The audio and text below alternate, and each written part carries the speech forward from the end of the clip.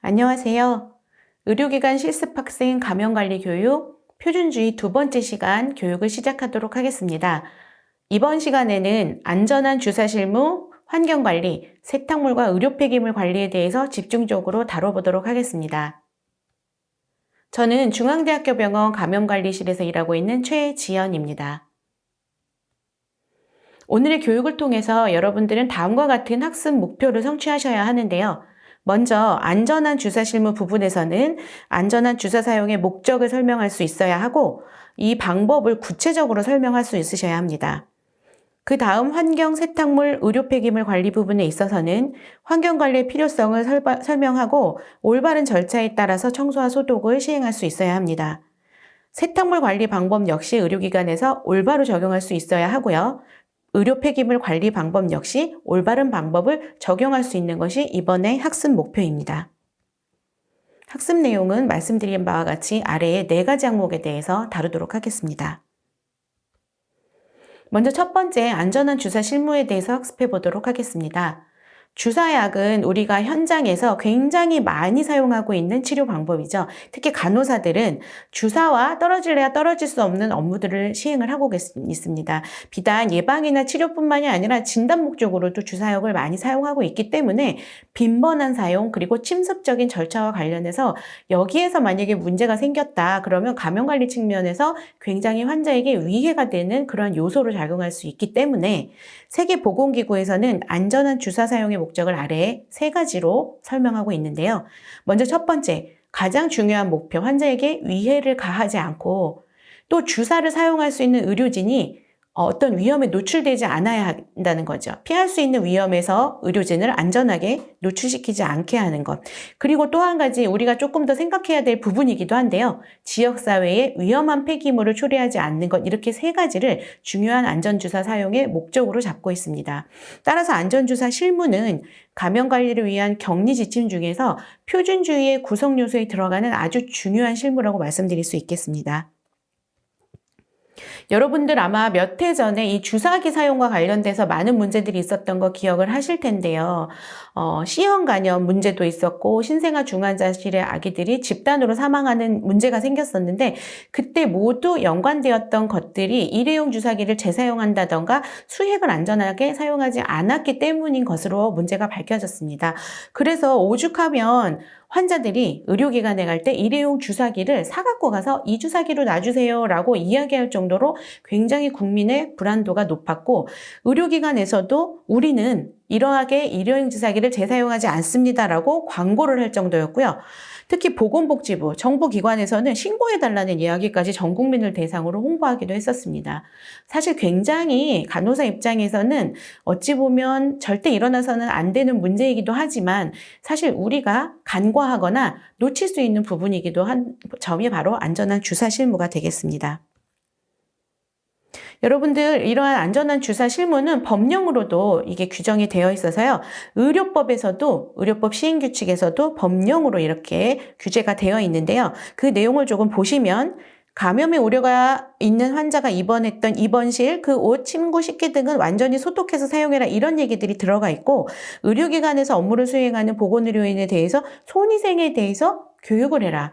이거는 안전한 주사 실무에 대한 어떤 아주 구체적인 방법은 아니지만 무균술 준수에 대한 기본적인 그런 기준을 이야기하는 항목이라고 할 수 있겠습니다.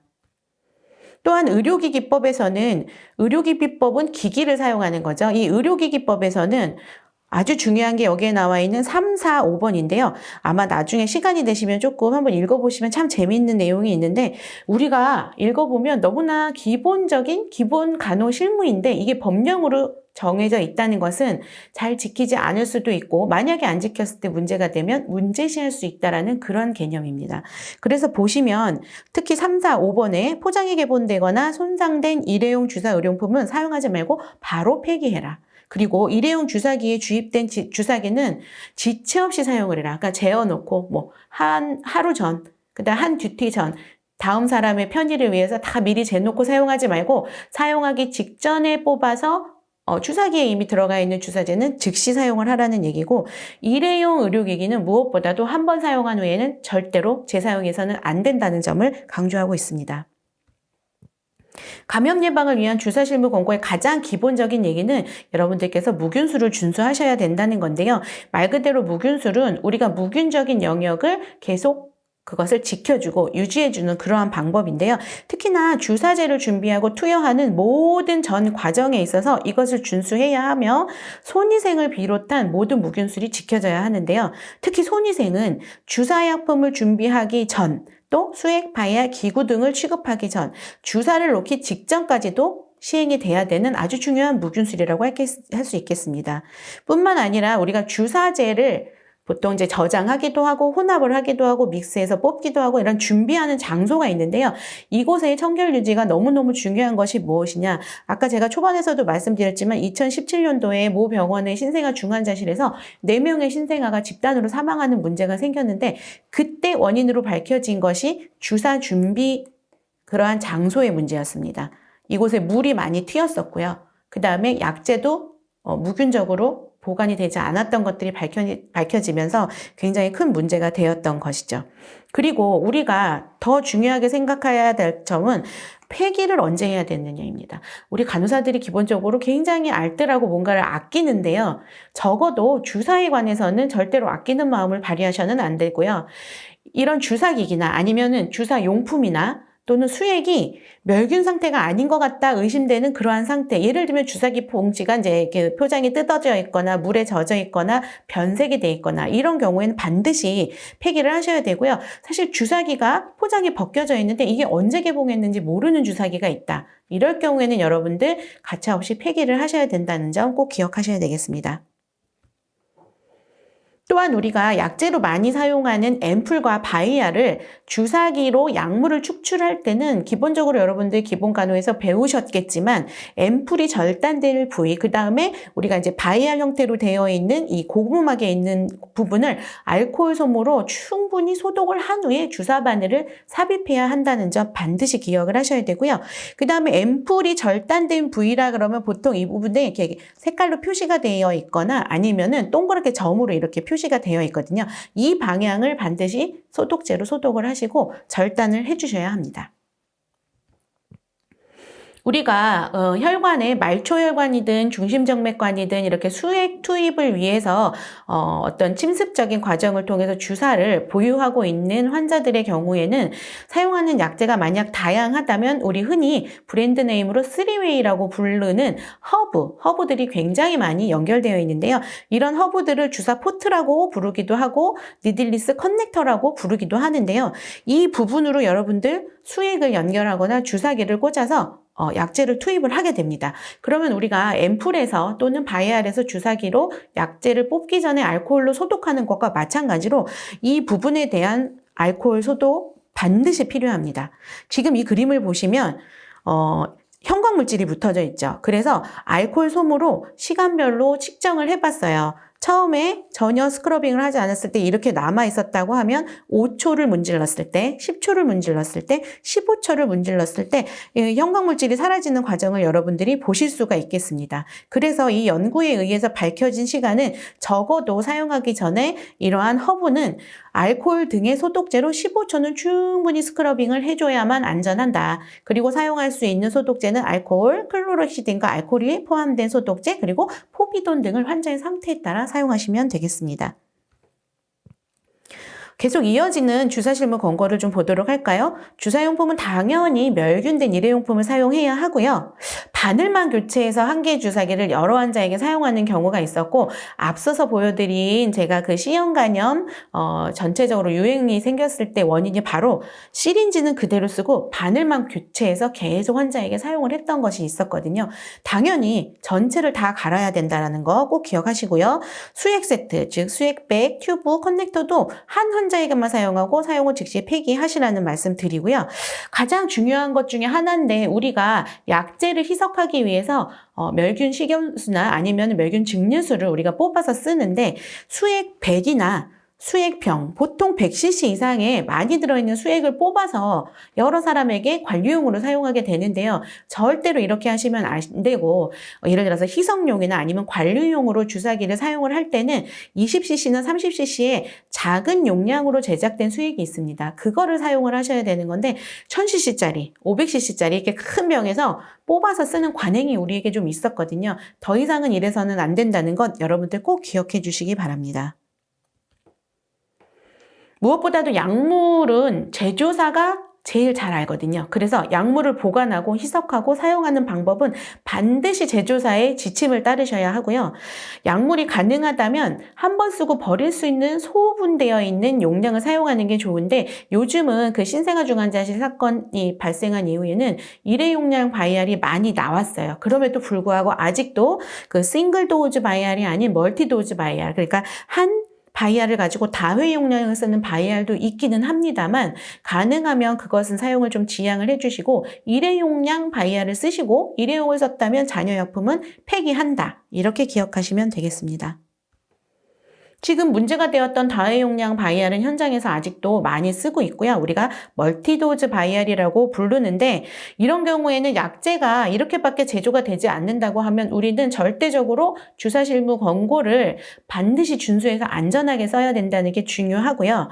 가능하면 한 바이알을 한 명의 환자에게 사용하고 매번 새 멸균 주사기를 필히 사용해야 된다는 거 기억을 하셔야 되고 현장에 가서 아마 보신 적 있을 수도 있어요. 바이알에 바늘을 꽂아놓는 경우가 있는데 이것은 절대 해서는 안 된다는 것 반드시 기억을 하시면 좋겠습니다. 그리고 다회용량 바이알을 개봉을 할 경우에는 반드시 이것을 언제 개봉했는지 언제까지 쓸 수 있는지 라벨링을 하셔야 돼요. 즉 개봉 일시, 유효기간 등을 반드시 써놓고 제조사에서 알려주는 권고에 따라서 반드시 폐기하셔야 된다는 점 기억해 주시기 바랍니다.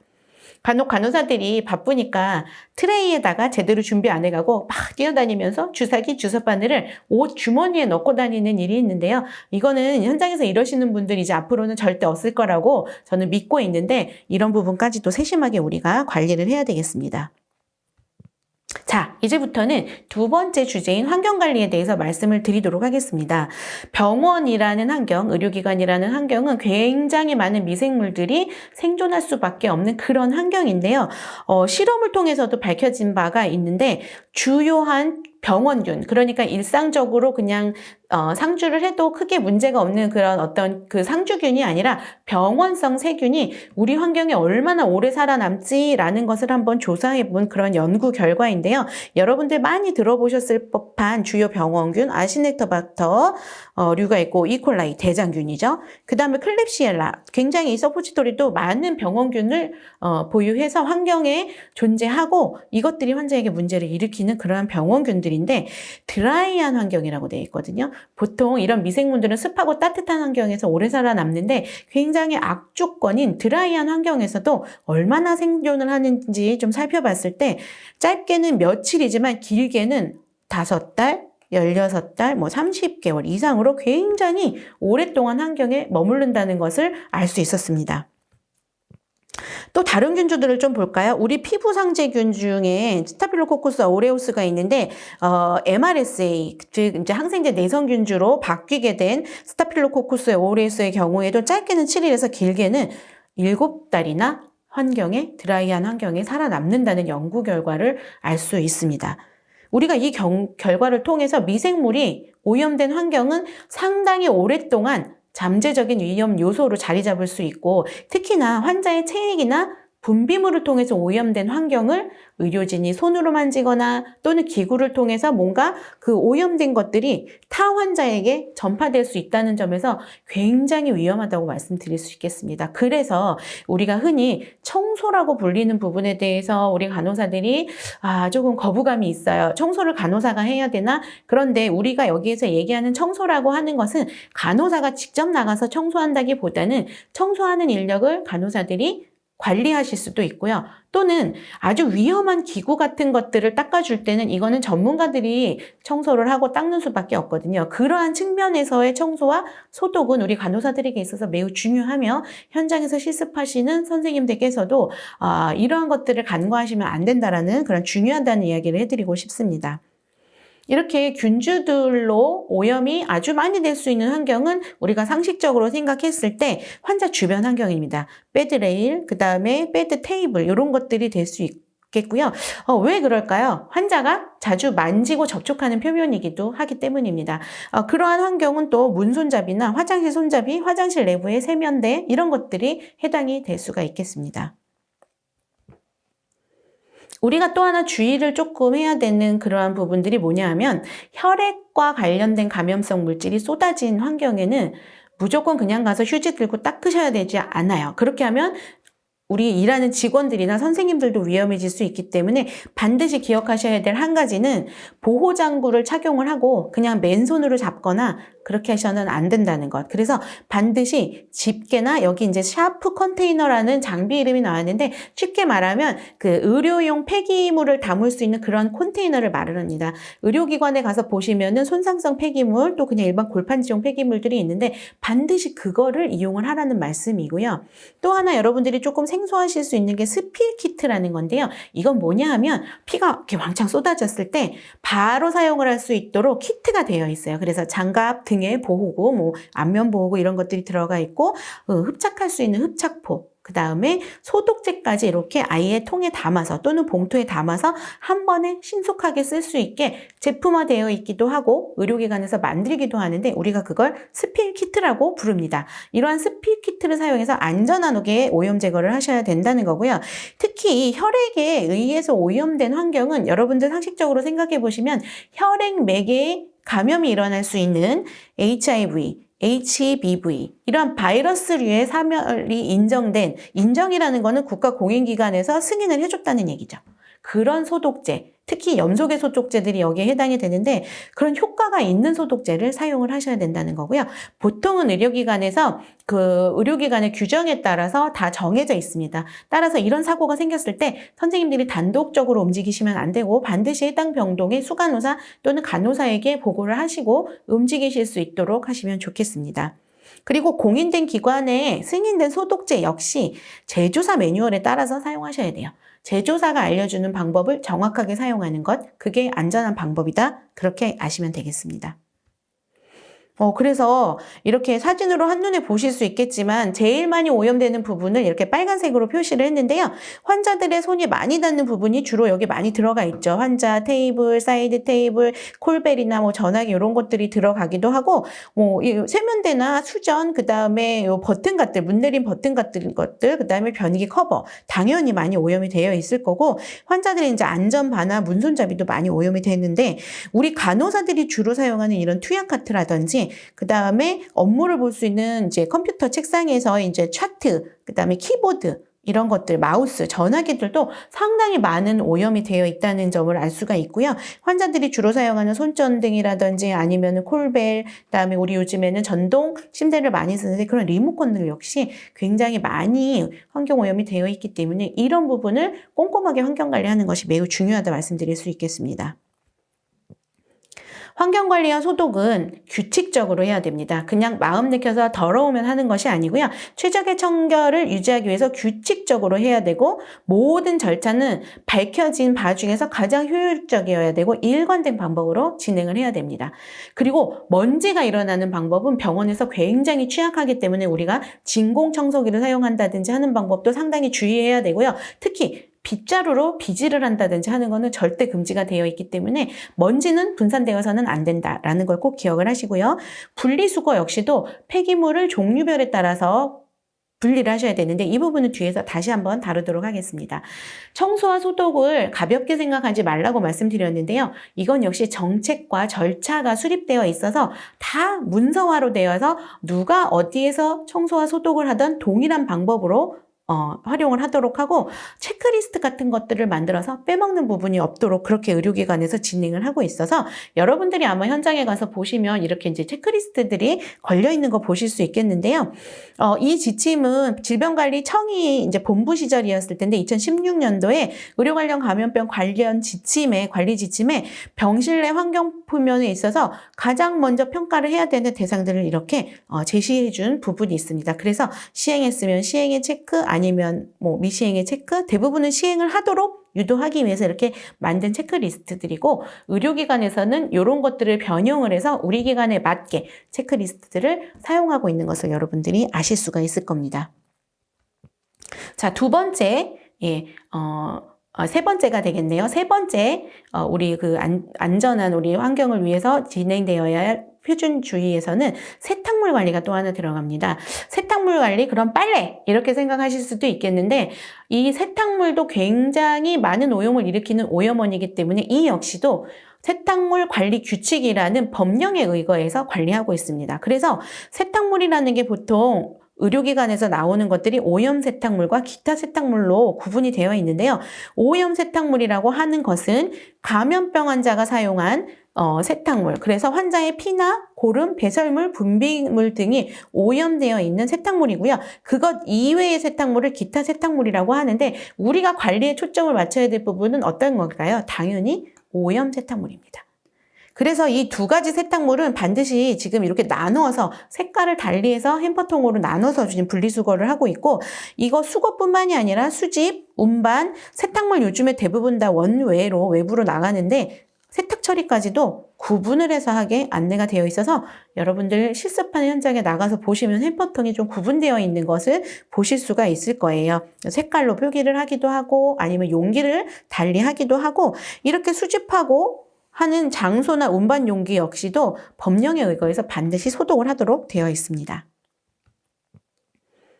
그리고 또 하나 중요한 거, 절대 세탁을 해서는 안 되는 금지 세탁물이 있어요. 이건 여러분들이 이 네 가지는 조금 기억을 해두셔야 되는데요.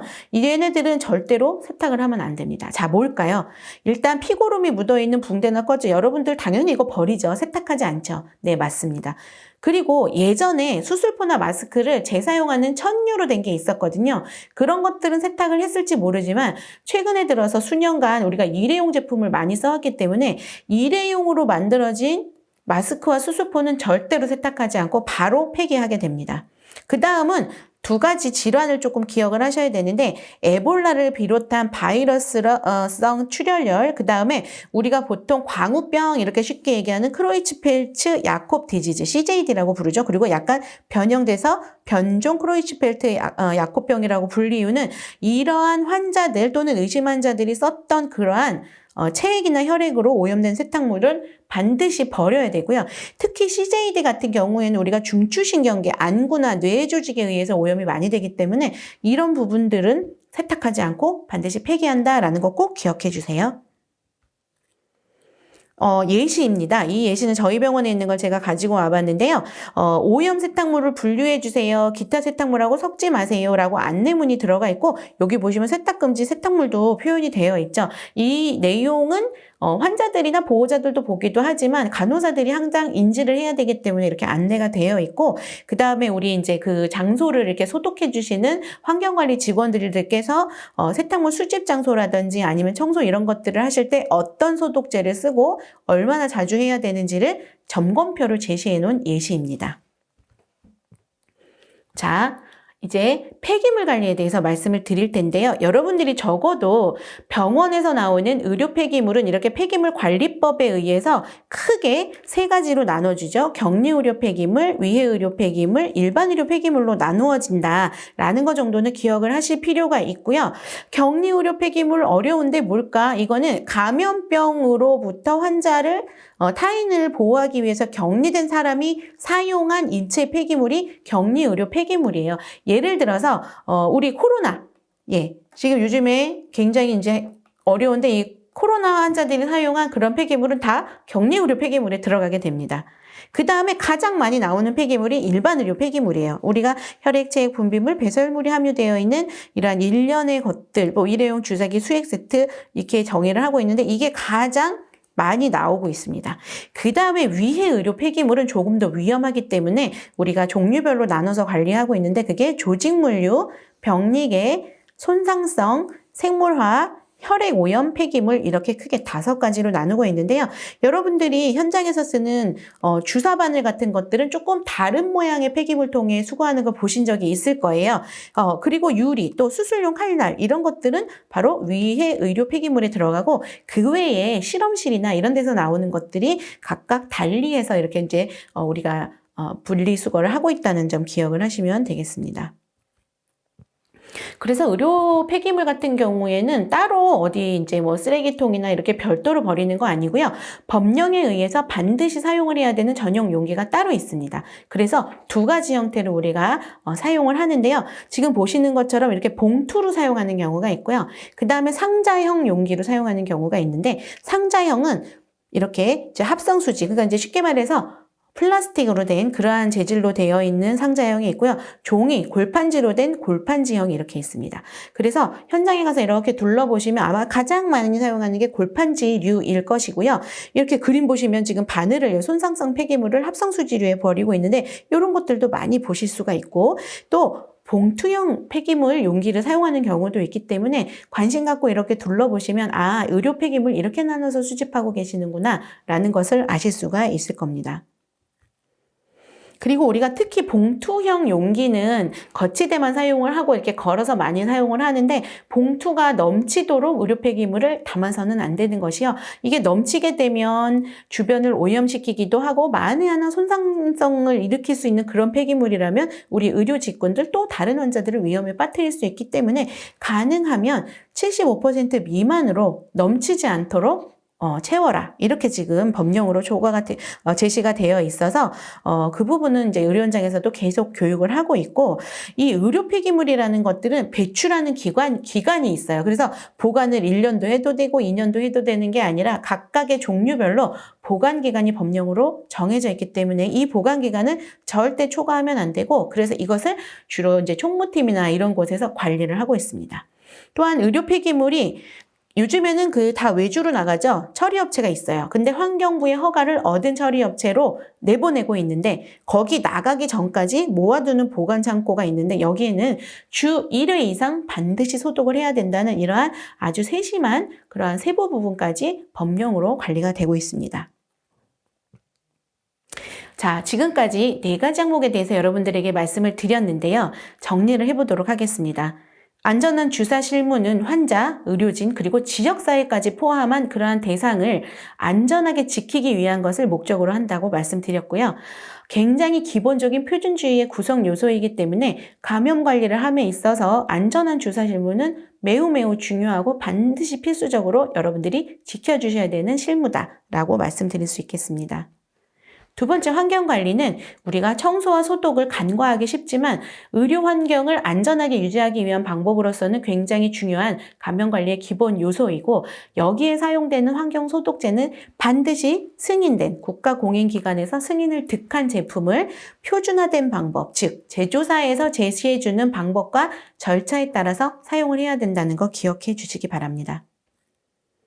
세탁물 역시 법령으로 다루어지고 있는데 종사자와 환자를 안전하게 우리가 관리하기 위한 것으로 역시 허가받은 세탁법을 갖추고 있는 업체에 우리가 의뢰용을 해야 된다는 것이고요.